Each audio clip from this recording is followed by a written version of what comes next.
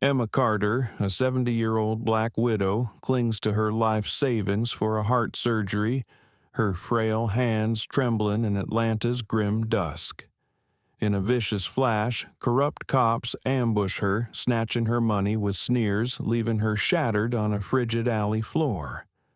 These smug thieves drunk on untouchable power don't know they've crossed the mother of James Carter, a Green Beret carved from war's inferno.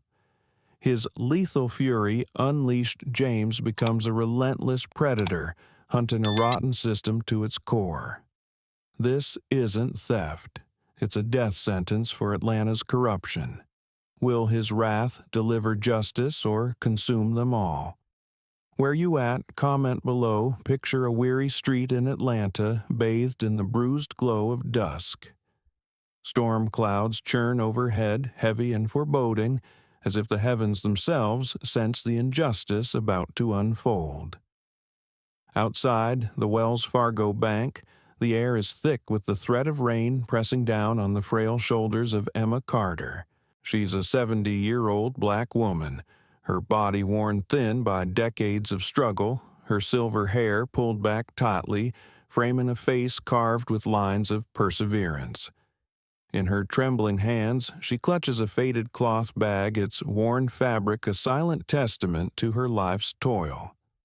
Inside lies $4,200 every dime she's scraped together over years of back-breaking work, her last hope for a heart surgery that could grant her a few more years of life. Emma's story isn't one of grand gestures or fleeting triumphs. It's a saga of quiet endurance. Widowed when her son James was just a boy, she faced a world that seemed determined to break her. She scrubbed floors, washed dishes, and mended clothes through long nights. Her hands calloused her body, aching all to keep food on the table for her only child. Her heart, frail and faltering, was a ticking clock, each beat a reminder of the disease slowly stealing her breath. Yet she never wavered. Every dollar saved was a victory, a step toward the surgery that could let her see James now, a soldier far from home, one more time.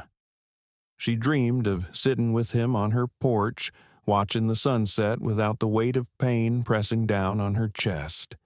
As she steps out of the bank, the weight of the bag feels like a lifeline. The teller, a young woman with kind eyes, had wished her luck, unaware of the storm awaiting Emma outside. Her heart, already fragile, quickens with a mix of relief and fear. She's so close to her goal, the hospital has finally scheduled her surgery for next week. For the first time in years, hope feels tangible, like something she can hold on to. But Atlanta's streets are unforgiving, and as she hurries toward a quiet alley to avoid the evening crowd, a chill creeps up her spine. Something's wrong. The air feels too still, the shadows too deep. Her worn shoes scuff against the cracked pavement, each step deliberate but unsteady. She clutches the bag tighter, her knuckles whitening. The alley looms ahead, a narrow passage where the city's noise fades into an eerie hush. Emma's breath catches as her eyes dart around, searching for threats she can't yet see. She's walked these streets her whole life, but tonight they feel like a trap. Her heart pounds, not just from her illness, but from a primal instinct screaming that danger is near. Then, from the distance, a sharp wail pierces the silence, a police siren slicing through the dusk like a blade. Her eyes widen, panic flaring. She freezes, her frail frame trembling as the sound grows louder, closer, inescapable. What would you do if your entire life savings, your only chance at survival, were about to be torn away? Emma Carter is about to find out, standing alone in a city that's never shown her mercy. Her dream of a longer life, of one more moment with her son, hangs by a thread. When Emma steps into the darkened alley, two uniformed figures emerge ready to deliver a brutal blow to her fragile hopes. The narrow alley in Atlanta stretched like a forgotten vein through the city's underbelly, dimly lit by flickering street lamps that cast long, jagged shadows on the cracked concrete walls. The evening air hung heavy, laced with the distant hum of traffic and the faint scent of rain-soaked garbage. But it was the piercing screech of a police siren that cut through the dusk like a razor, growing louder, more insistent until it echoed off the brick facades, turning the quiet path into a trap. Emma Carter. Her heart, already pounding from the unease that had gripped her, outside the bank, quickened her pace, but her legs, weakened by years of illness, betrayed her with every step. She glanced over her shoulder, clutching the cloth bag tighter to her chest, her mind racing with a mix of confusion and dread as the siren wailed closer, its tone shifting from warning to accusation. Suddenly, the patrol car skidded to a halt at the alley's mouth, its headlights blinding her for a moment before the doors flew open. Out stepped Thomas Grayson, a burly officer in his late 30s, his uniform stretched tight over a frame built more for intimidation than agility, his face etched with a perpetual scowl that hid deeper resentments. Beside him was Ethan Riley, leaner and younger, with sharp features and eyes that scanned the scene like a hawk spotting prey. His posture relaxed but alert, ready to back up whatever play Grayson led. Grayson approached first his boots, thudding heavily on the pavement, a smirk curling his lips as he sized up Emma, seeing not a vulnerable elder, but an easy mark. Well, what do we have here? He drawled, his voice thick with feigned authority, laced with a mocking edge that made Emma's stomach twist. Emma stopped her breath, coming in shallow gasps, her heart fluttering wildly, as if it might give out right there. "Officers, is there a problem?" she asked, her voice steady despite the tremor in her hands. Grayson chuckled, a low, guttural sound that sent chills down her spine, and stepped closer, invading her space. "Oh, there's a problem, all right. You just came out of that bank with a fat wad of cash, didn't you? Looks suspicious to me." His eyes gleamed with predatory intent as he reached out, snatching the bag from her grasp with a force that nearly yanked her off balance. Emma staggered, her frail arms flailing, but she caught herself against the wall, pain shooting through her chest. "That's my money. I saved it for my heart surgery. Please, I need it." She pleaded, her words tumbling out in desperation. Grayson rifled through the bag, pulling out the stacks of bills, his laughter echoing harshly in the confined space. "Heart surgery? From an old lady like you? Where'd you really get this, huh? Drug money, stolen goods." He crumpled a few 20s in his fist and tossed them at her feet like scraps to a beggar, the bills fluttering to the dirty ground. Ethan Riley leaned against the car, arms across his face, split by a cold, detached smile that revealed nothing but complicity. He didn't need to speak. His silence was approval enough, a quiet endorsement of the cruelty unfolding. Emma bent down her knees, protesting, scrabbling for the scattered money, tears welling in her eyes as humiliation burned through her. "I've worked every day of my life for that. Please don't do this," she whispered, but Grayson wasn't listening. The drama escalated in an instant as Grayson's amusement turned to aggression. He shoved her hard, his palm connecting with her shoulder, sending her sprawling onto the cold sidewalk. Emma hit the ground with a thud, the impact jarring her bones, her heart seizing in agony as pain radiated through her body. She gasped, curling into herself, sobs racking her frame as the officers stood over her unmoved.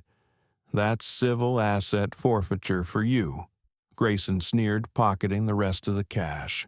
"We suspect it's tied to crime, so it's ours now. Be grateful I left you enough for a bus ride home."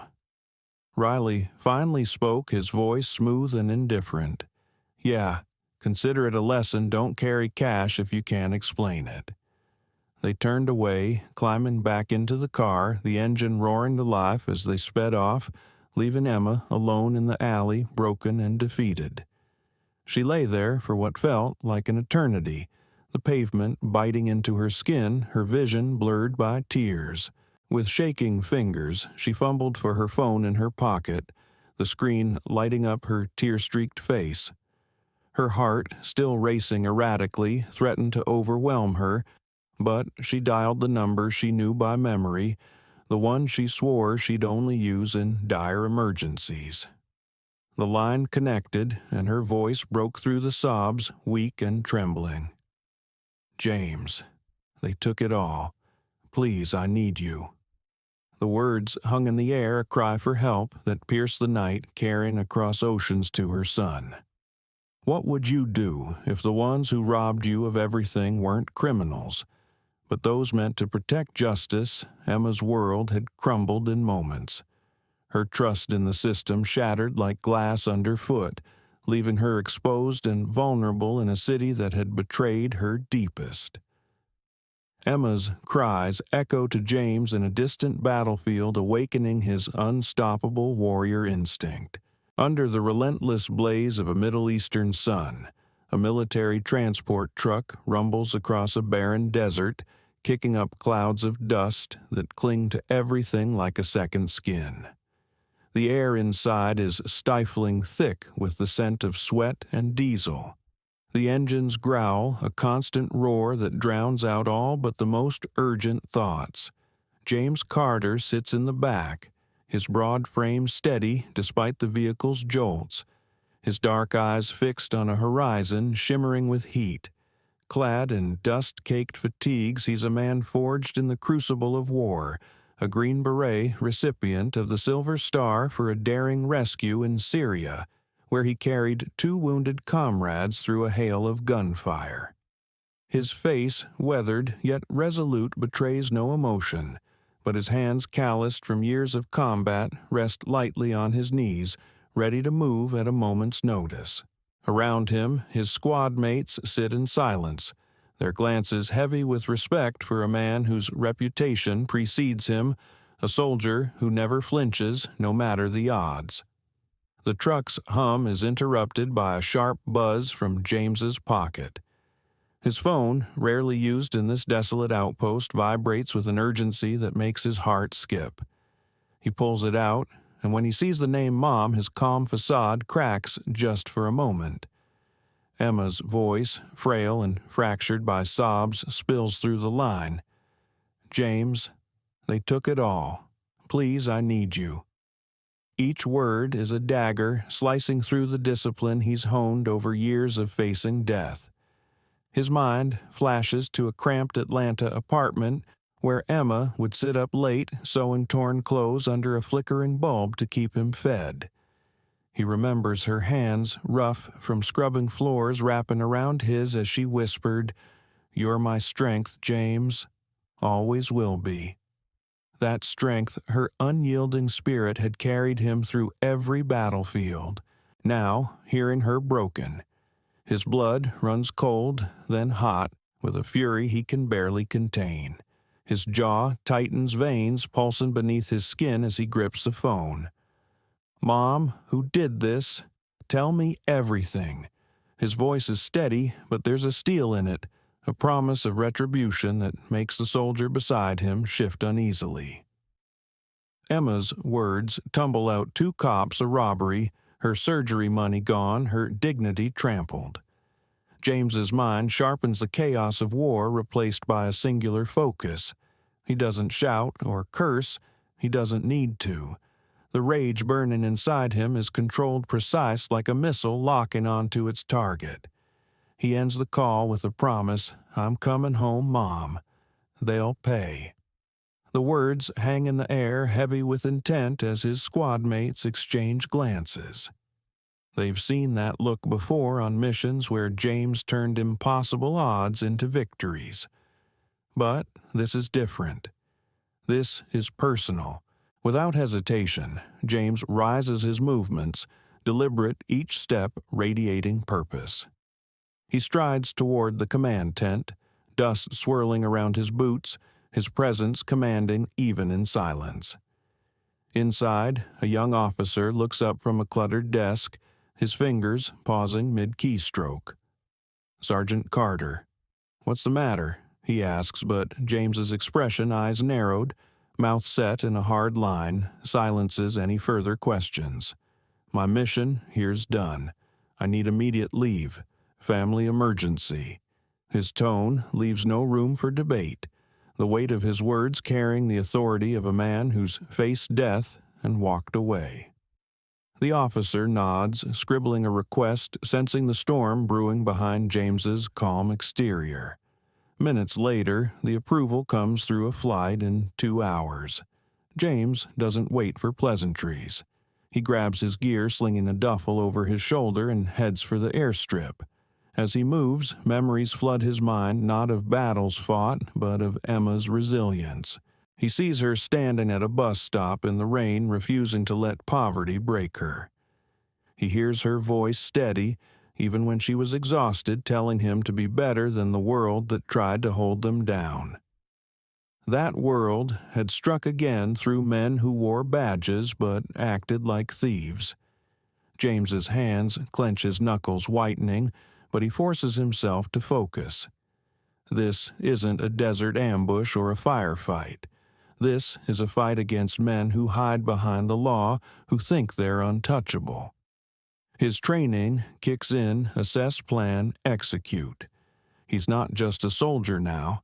He's a son, driven by a love deeper than any battlefield could forge.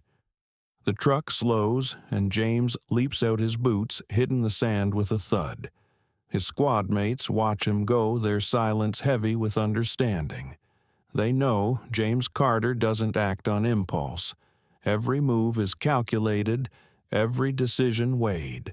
But they also know the man who earned their respect through courage and sacrifice is about to unleash something unstoppable.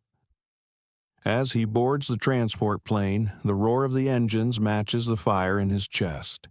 He closes his eyes not to rest, but to visualize the fight ahead. Atlanta isn't a war zone, but it's about to become one. Can a warrior who's stared down death conquer a corrupt system in his own hometown? James Carter is about to test that question with stakes higher than any mission he's ever faced. As the plane carrying James takes off for Atlanta, his mind shifts into combat mode, ready to confront enemies cloaked in the guise of law. In a run-down motel room on the outskirts of Atlanta, the air hangs stale thick with the musty scent of damp carpet and cheap air freshener. A single bulb flickers overhead, casting jagged shadows across peeling wallpaper, but the real light comes from the faint glow of a laptop screen, its blue hue painting James Carter's face in stark relief. The room is a far cry from the battlefields he's known. Yet it feels just as tense, the silence broken only by the low hum of the laptop's fan and the occasional creak of the sagging floorboards. James sits hunched over a rickety table, his broad frame dwarfing the chair. His eyes locked on the screen as he sifts through digital files like a hunter tracking prey. His military duffel lies in the corner untouched since his arrival from the airport, a reminder of the life he's left behind to wage this new war. The weight of his mother's voice still lingers, her trembling words fueling a fire that burns steady but fierce in his chest. James knows that to defeat an enemy, you must first understand them, every weakness, every motive, every hidden scar. His target is Thomas Grayson, the officer who turned his mother's hope into ash. With the precision of a soldier trained to dissect battle plans, James taps into a network of old military contacts, men and women who owe him favors from missions where trust was the only currency that mattered. A voice crackles through his phone, low and cautious, belonging to a former intelligence officer now working stateside. "You're digging into dangerous ground," Carter, the voice warns, but James doesn't flinch. He needs answers, and he needs them now. The screen fills with records, each one peeling back another layer of Grayson's corruption. At 38, Grayson has served over a decade in the Atlanta Police Department, his file pristine on the surface, no formal reprimands, no suspensions. But James knows a clean record in a broken system often hides the ugliest truths. A leaked internal report slipped to him by his contact reveals a pattern of brutality. Grayson targeting black civilians with excessive force, from a grandmother stopped for a broken taillight to a teenager roughed up for suspicious loitering. Each case was buried, dismissed for lack of evidence or procedural errors. The system didn't just fail its victims. It shielded Grayson, letting him thrive like a weed in cracked pavement. Then comes the bombshell. Years ago, Grayson applied for the city's SWAT team, dreaming of tactical glory. He failed spectacularly, too slow in drills, too reckless in simulations, his ego outpacing his skill. The rejection stung, but what festered was his belief that he was passed over for diversity hires, particularly black veterans like James, who benefited from affirmative action programs. That failure twisted something inside Grayson, turning his arrogance into a venomous grudge. He didn't just see his victims as targets. He saw them as symbols of a world that, in his mind, had wronged him. James leans back, his chair creaking under his weight as the pieces snap into place. Grayson isn't just a thief who robbed his mother. He's a man consumed by resentment, using his badge to punish those he deems inferior. The drama escalates as James uncovers Grayson's deeper ties. His contact reveals a chilling truth. Grayson isn't a lone wolf. He's backed by a powerful police union, a shadowy network of high-ranking officials who've ensured his untouchability. They've quashed complaints, reassigned investigators, even intimidated witnesses to keep Grayson's record spotless. One incident stands out, a case where Grayson beat a black delivery driver unconscious in a parking lot, claiming the man resisted arrest. The driver's family sued, but the case vanished under a flood of legal maneuvers, the union's influence like a tide washing away evidence. James's jaw tightens, his fingers hovering over the keyboard. This isn't just about one corrupt cop. It's about a system that nurtures men like Grayson, letting them prey on the vulnerable with impunity. He scrolls through a grainy photo of Grayson at a precinct event, his smirk smug, his posture radiating entitlement. James's mind races, connecting dots from his own past. In the military, he faced enemies who hid behind power warlords, corrupt officials, but none as insidious as this. Grayson's hatred is personal, a vendetta against people like James, whose very existence challenges his warped worldview. The realization hits hard. This fight is bigger than his mother's stolen money. It's about dismantling a predator who's been allowed to roam free for too long. James closes the laptop, the room plunging into near darkness, save for the faint glow of a streetlight seeping through the blinds. He stands, his silhouette filling the cramped space, his resolve hardening like steel in a forge. What's more, dangerous a thug with a gun or a thug protected by an entire system? James Carter is about to find out, armed with the truth and a fire that won't be extinguished. With Grayson's secrets in hand, James steps onto Atlanta's streets, ready to face the deadly trap the man has set. The lobby of Atlanta's Zone 3 police precinct hums with a sterile buzz, its fluorescent lights casting a cold, unforgiving glare across scuffed linoleum floors and faded wanted posters tacked to the walls. The air is heavy with the scent of burnt coffee and bureaucracy, a place where justice is supposed to live, but feels more like a ghost haunting the room.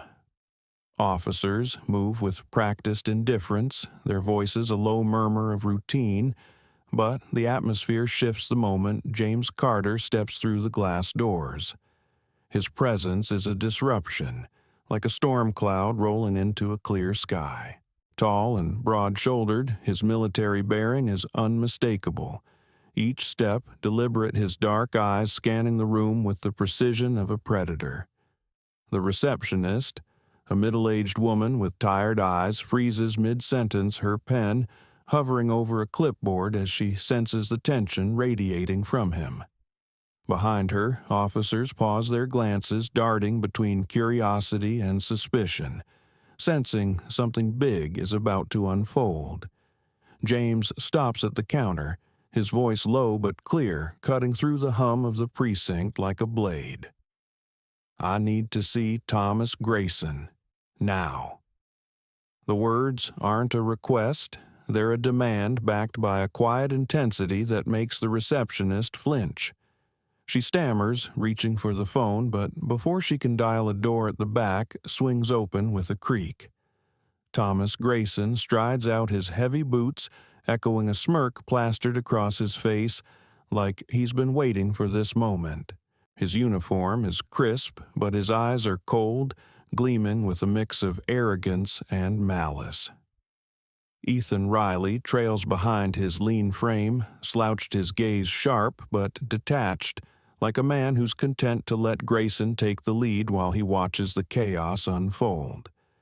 The other officers in the room, some at desks, others lingering near the coffee machine, turn to watch, their silence heavy, their allegiance unspoken but clear. Grayson stops a few feet from James, arms crossed, his smirk widening as he sizes him up. Well, look who it is. Specialist Carter, the big war hero. He says, his voice dripping with mockery, each word laced with venom. "Heard you flew all the way back for your mama's little problem. What's it this time? She lose her bingo money?" The jab lands like a punch, and the room holds its breath, waiting for James to react. He stands still, his face a mask of calm, but his fists clench at his sides, the knuckles straining against his skin. Grayson leans closer, his voice dropping to a taunting whisper loud enough for the onlookers to hear. "An old lady like her carrying that kind of cash sounds like a con to me. Maybe she's not as innocent as you think." The accusation is a calculated strike designed to provoke, to push James into a mistake that would justify whatever comes next. The drama ignites as Grayson steps into James's space, his breath hot with contempt. "You think you can waltz in here, soldier boy, and make demands. This ain't the desert. You're in my house now." His words are a challenge, a dare for James to swing, to give the officers circling like vultures an excuse to pounce. Riley shifts his smirk, barely hiding his anticipation, while the other cops exchange glances, their hands inching toward their belts, ready to twist this into a story of a threatening veteran attacking an officer. The precinct feels like a powder keg, every eye locked on James, waiting for him to snap. But James doesn't move. His breathing is steady, his gaze locked on Grayson's, unyielding, like a man who's faced worse than a bully with a badge. "You took something that doesn't belong to you," he says, his voice low, each word measured but heavy with intent.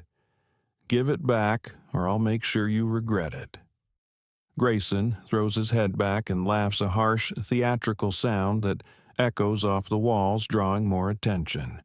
Regret.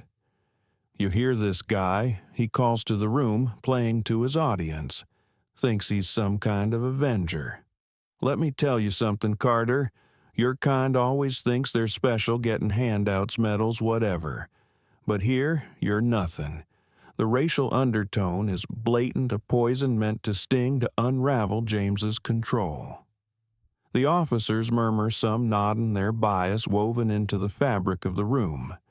James's jaw tightens, but he holds his ground, his discipline a steel wall against Grayson's taunts.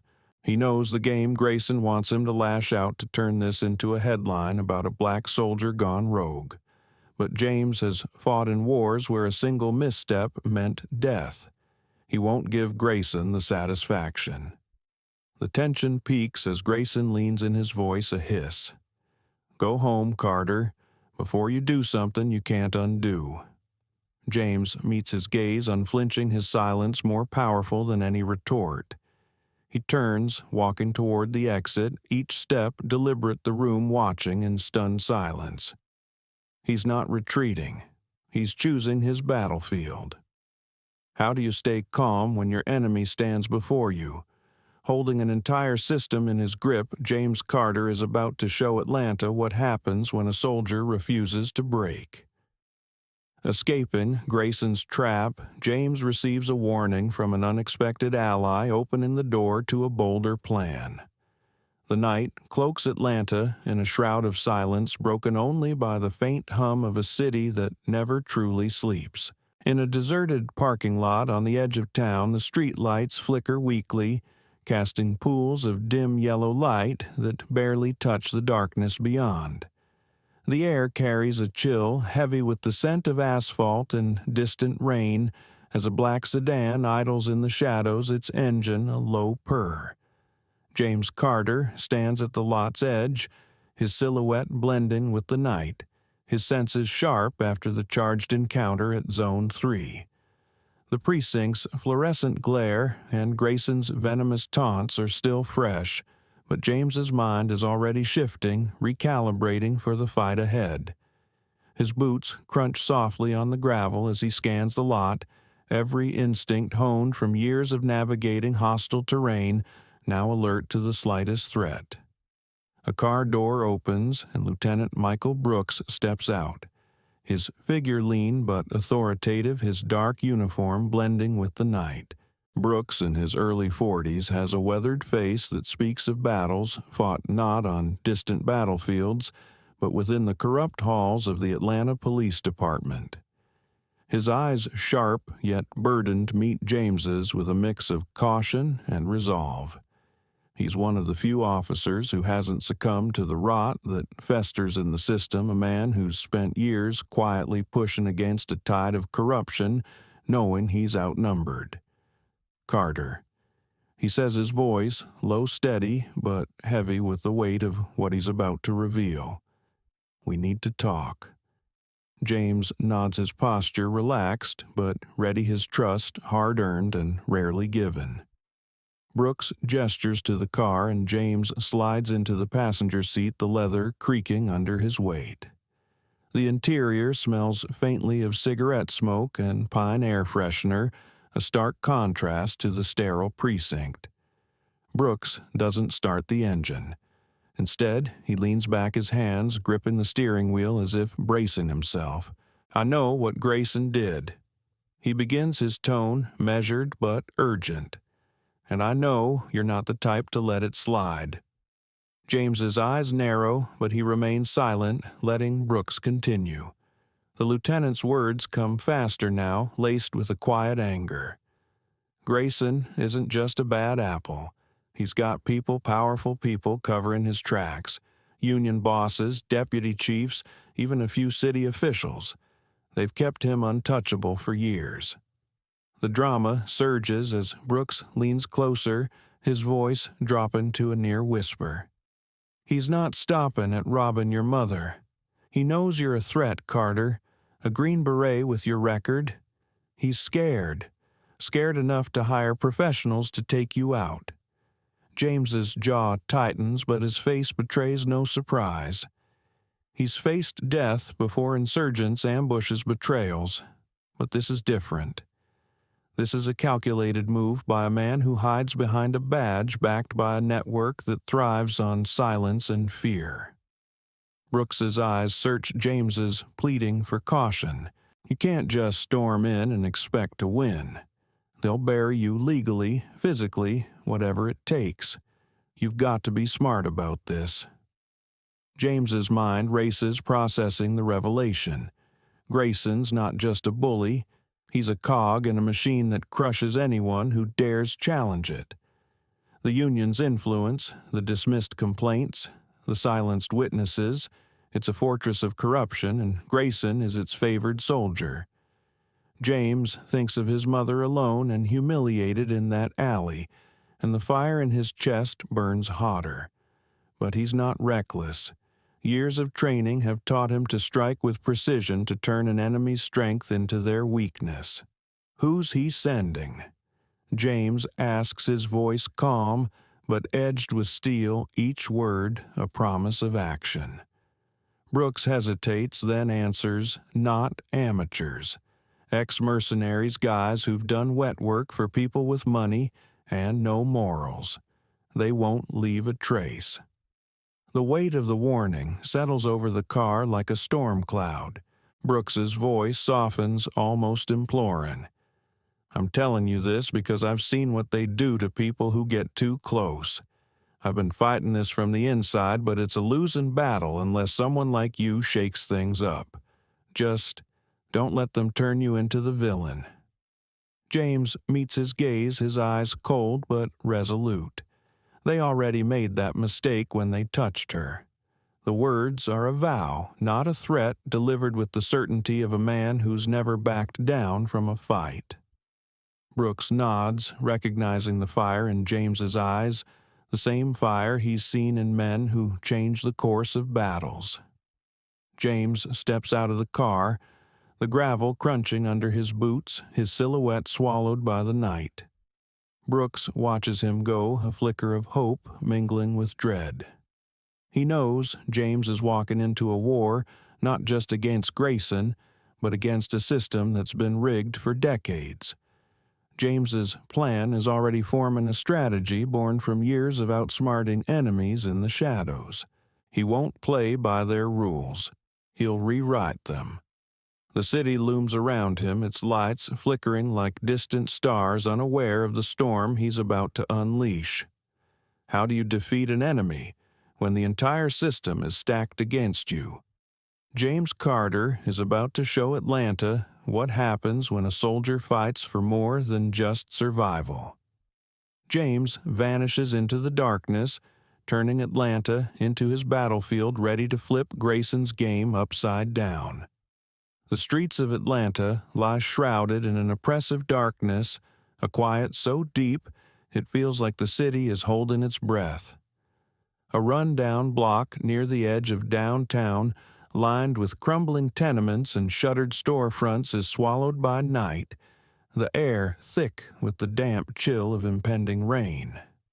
Street lights that usually cast a sickly glow flicker once-twice, then die, plunging the area into a suffocating void. The sudden blackout isn't a coincidence. It's a calculated move, a signal that the hunter has become the hunted. James Carter, cloaked in shadow, moves like a phantom through the alleys, his Green Beret training turning the urban sprawl into his personal battlefield.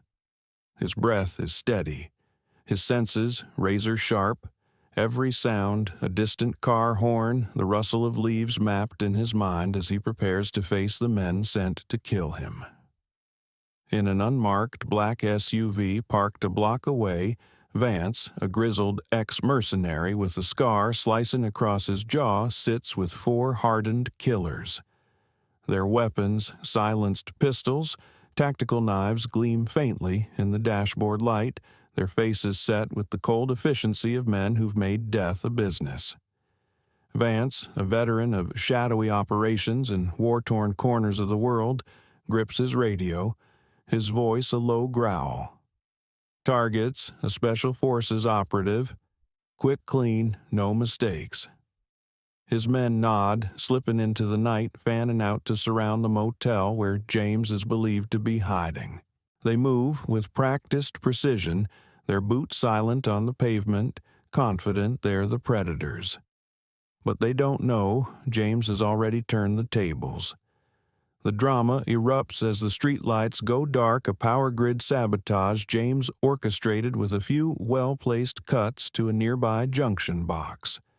The mercenaries freeze their night vision goggles useless without preparation, their confidence shaken by the sudden abyss. A faint rustle in an alley makes one turn, but before he can react, a shadow moves. James, swift and silent, drags him into the darkness. No scream, no struggle, just the soft thud of a body hitting the ground unconscious, zip-tied and stashed behind a dumpster.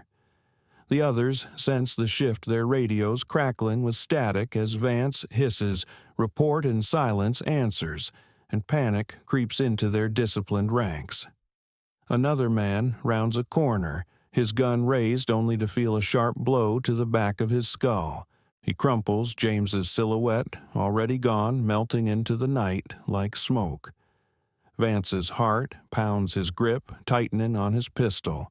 He's faced insurgents, warlords, but this is different. This is a predator who knows the terrain better than they do.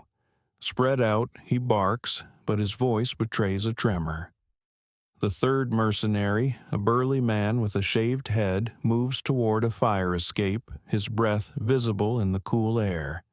He never sees James perched above like a hawk, who drops silently his arm, locking around the man's throat in a choke hold that renders him limp in seconds.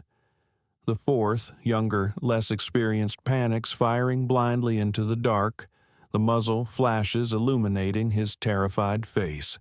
James exploits the mistake, slipping behind him a single strike to the temple, sending him sprawling. The alley is now a graveyard of Grayson's hired guns, each taken out with surgical precision. No blood, spilled only silence. Vance alone now presses himself against a brick wall, his pulse racing. He's out of his depth, and he knows it. His radio crackles with Grayson's voice frantic, demanding an update from a safe house miles away. What's happening out there? Vance doesn't answer.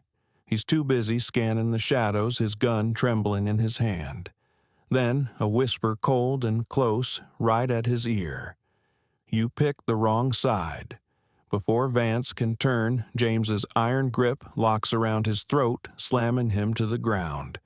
A knee presses into his chest, and James's knife glints not to kill, but to terrify. Vance gasps, his defiance crumbling as James leans in his voice, a deadly calm. Tell Grayson I'm coming. With a final blow, James leaves Vance unconscious, sprawled on the pavement, his face bruised, his pride shattered. As the street lights flicker back on, casting their weak glow over the scene, the surviving mercenaries bound and gagged are a testament to James's dominance. On the wall opposite, scrawled in red paint from a nearby can, a message screams, "I know who sent you." The words are a dagger to Grayson's heart, who receives the report in his safe house, his hand shaking as he realizes his plan has unraveled. The man he thought he could eliminate has turned his hunters into prey, and the city he thought he controlled is now a trap closing around him. James stands in the shadows, his breath even his mission clear.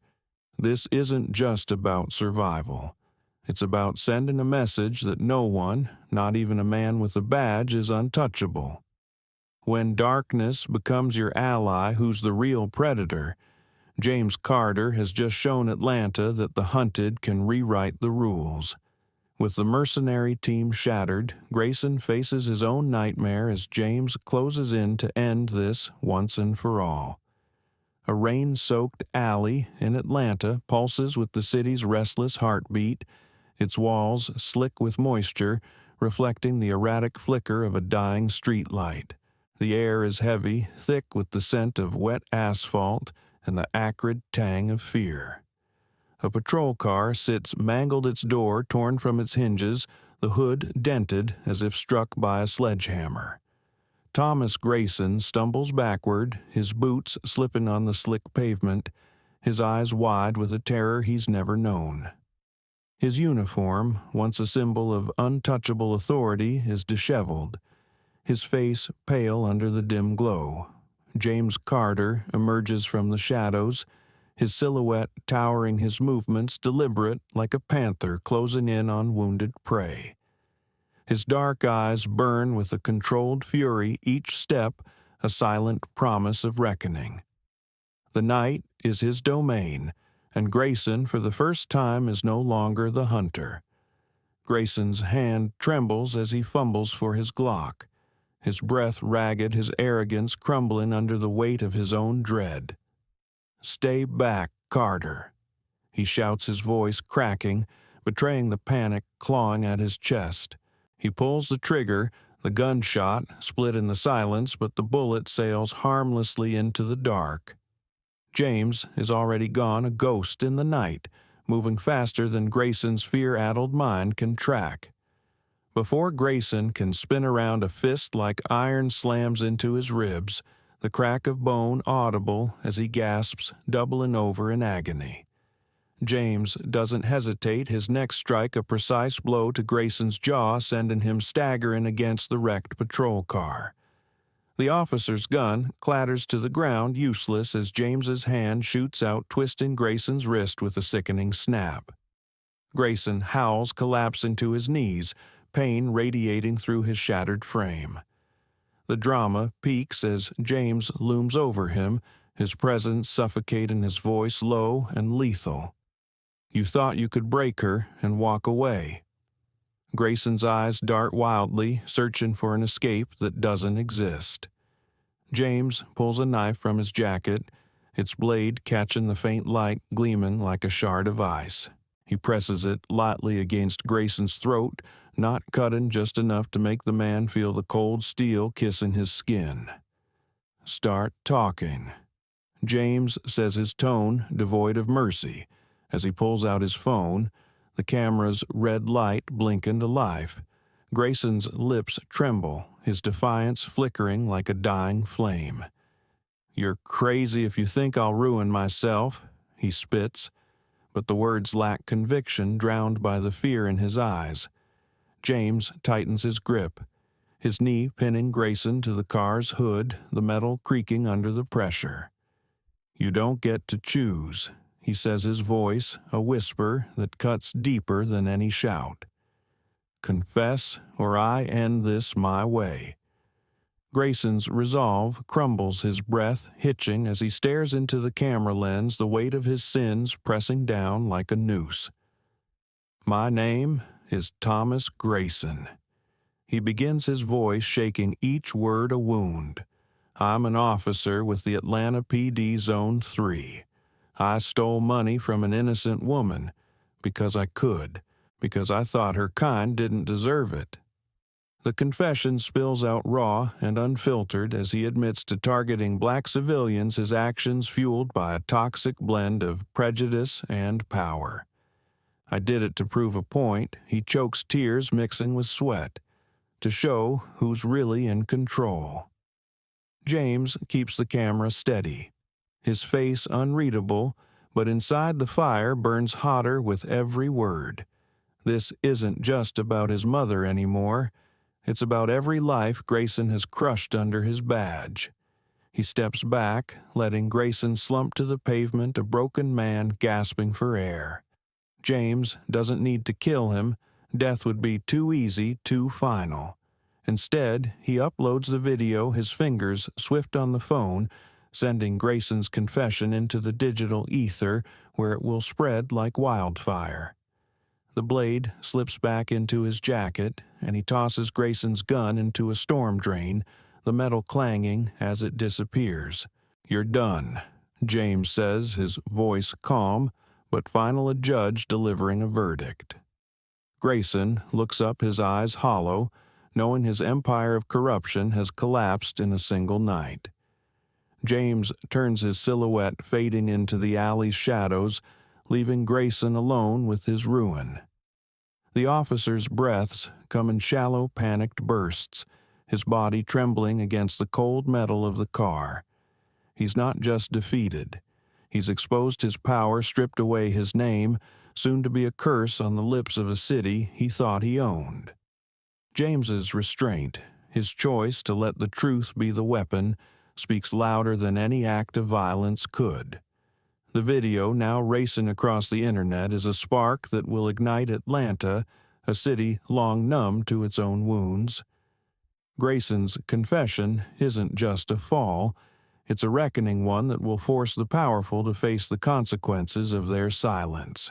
Can a single video topple a corrupt empire? James Carter has just lit the fuse, and Atlanta is about to feel the explosion. As Grayson's confession spreads, Atlanta erupts, but the cost of justice forces the city to confront its own reflection. Dawn breaks over Atlanta, painting the sky in hues of amber and gray, but the city feels anything but serene. Outside, the Zone 3 police precinct, a restless crowd gathers, their voices rising in a cacophony of anger and demand. Reporters, their cameras flashing like vultures circling a carcass, press against barricades, shouting questions that hang unanswered in the humid morning air. The streets pulse with protesters, their signs demanding justice, their chants echoing off the precinct's concrete facade. Inside, the atmosphere is suffocating, the fluorescent lights casting a harsh glow over officers who shuffle papers and avoid eye contact, their usual bravado replaced by a nervous quiet. The scent of stale coffee and sweat lingers, a fitting backdrop for a place where trust has been shattered. Thomas Grayson, once the untouchable predator, is nowhere to be seen. His absence, a gaping wound in the precinct's pride. The video of Grayson's confession, raw and unfiltered, has spread like wildfire across the internet, each view fueling a growing storm. His trembling voice, admitting to theft and prejudice, plays on every news channel, every phone screen, a public execution of his reputation. The city is ablaze with outrage from barbershops to boardrooms as citizens who've long suffered in silence find their pain validated. Reporters swarm the precinct's entrance, their microphones thrust forward like spears. "Chief, how long has the department protected Grayson?" one demands. "What about the other victims?" another presses her voice sharp with accusation. The deputy chief, a gray-haired man with a politician's smile, steps out, his prepared statement drowned by boos. The crowd senses weakness. Their shouts growing louder, their signs bobbing like warnings of a coming reckoning. Inside, Ethan Riley sits at his desk, his lean frame hunched, his eyes darting to the windows every few seconds. The precinct feels like a cage, now its walls closing in. Riley Grayson's silent accomplice had stood by in that alley, his smirk masking his complicity. Now that smirk is gone, replaced by a pallor that betrays his dread. He imagines James Carter's shadow in every corner, every flicker of movement outside the glass sending his heart racing. His fingers tremble as he scrolls through the news on his phone, Grayson's face plastered across every headline. Disgraced officer confesses to theft.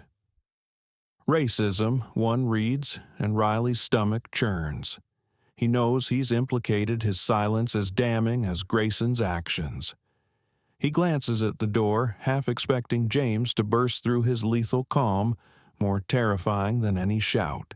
The drama escalates as a uniformed officer, young and visibly shaken, hurries to the captain's office, clutching a plain white envelope.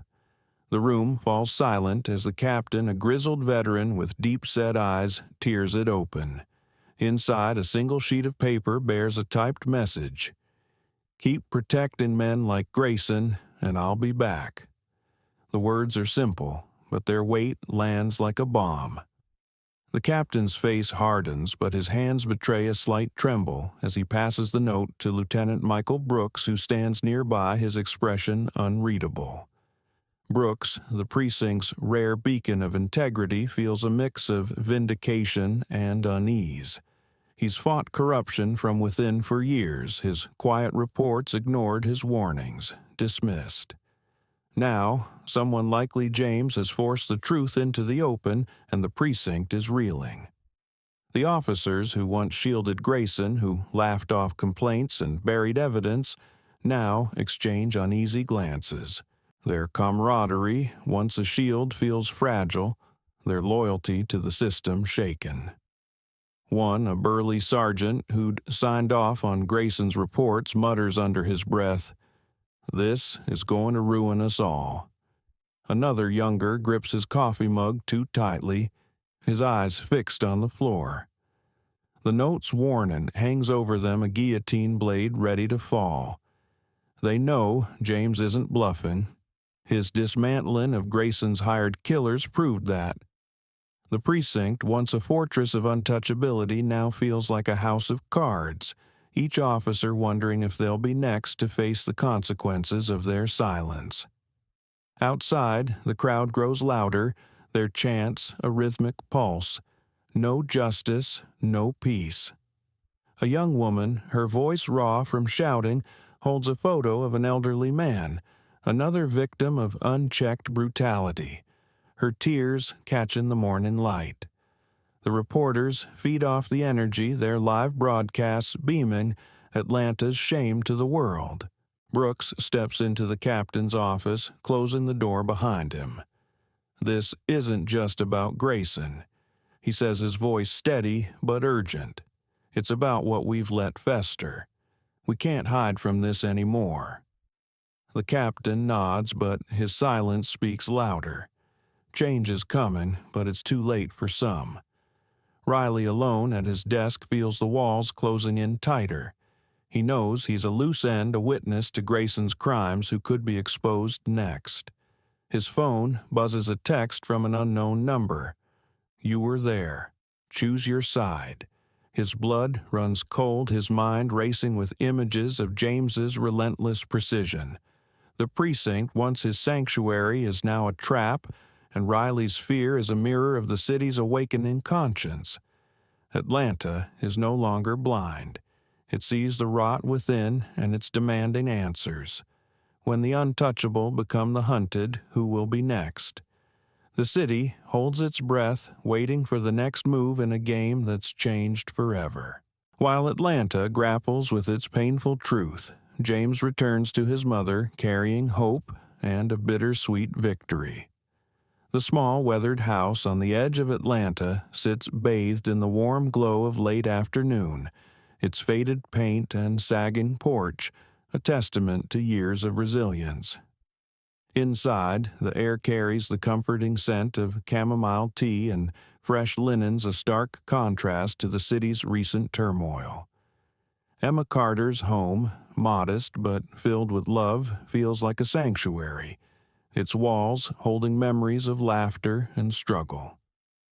The hospital room where Emma now rests is equally serene, its soft light filtering through curtains casting gentle patterns on the tiled floor. The hum of medical equipment is a quiet reminder of life's fragility, but today it's overshadowed by hope.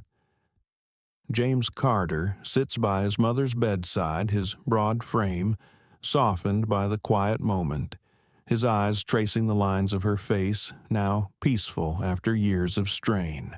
Emma lies propped against pillows, her silver hair neatly braided, her hands folded over a blanket. The surgery paid for with the recovered money was a success, her heart now beating stronger, each pulse a victory over the odds. James holds her hand, his grip gentle but firm, a silent promise that he'll never let her face the world alone again.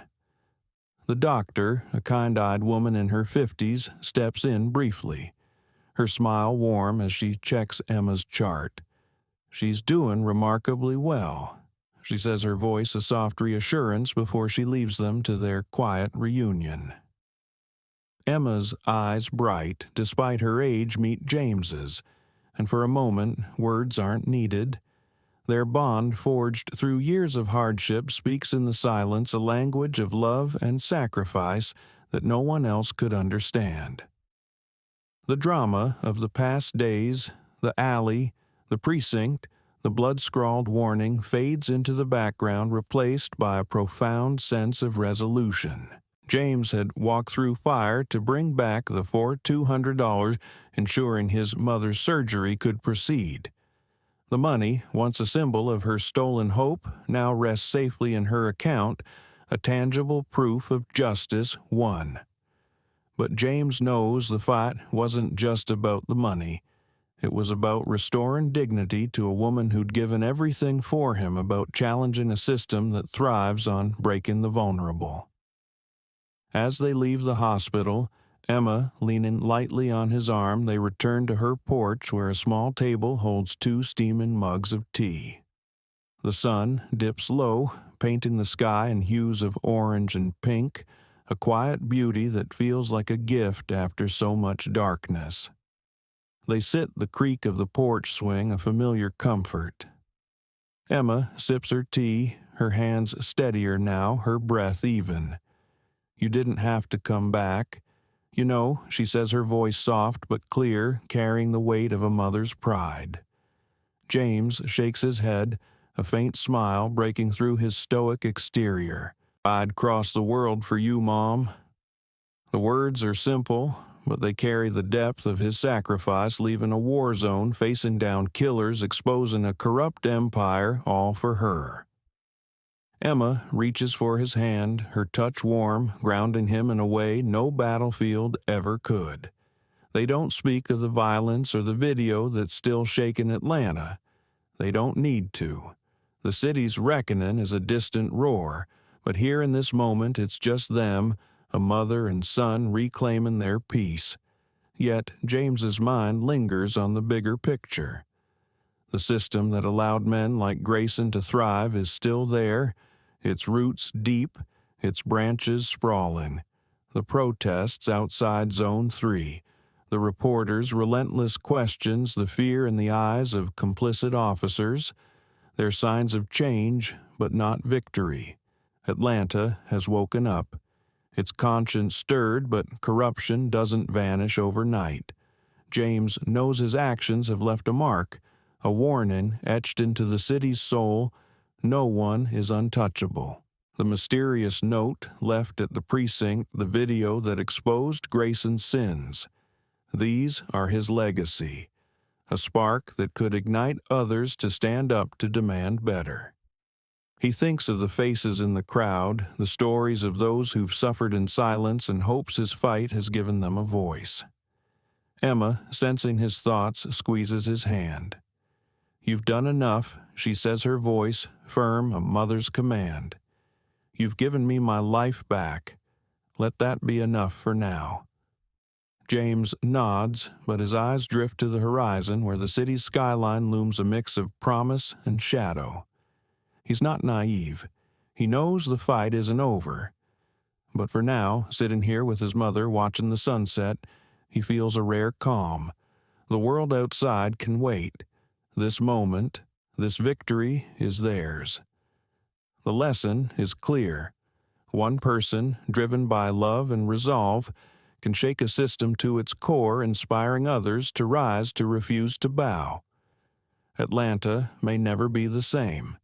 And that's enough for today. As the last rays of sunlight fade, James and Emma sit in quiet contentment, the porch swaying gently.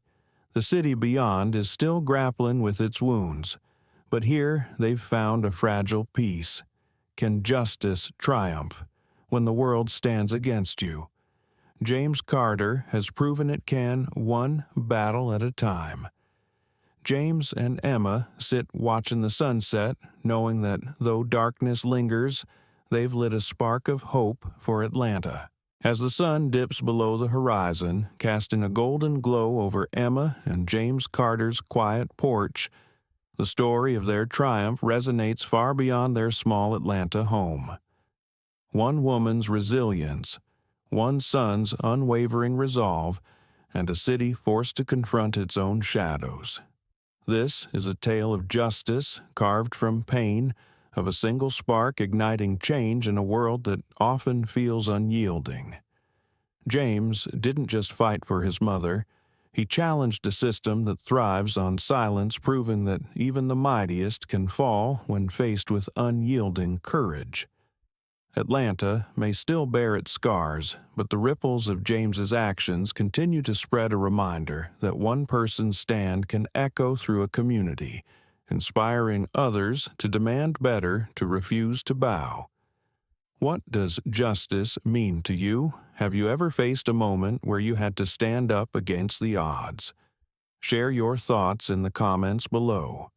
We'd love to hear your story. If this journey moved, you hit that like button, share this video with someone who needs to hear it, and subscribe to join us for more stories that challenge, inspire, and ignite. Until next time, keep fighting for what's right.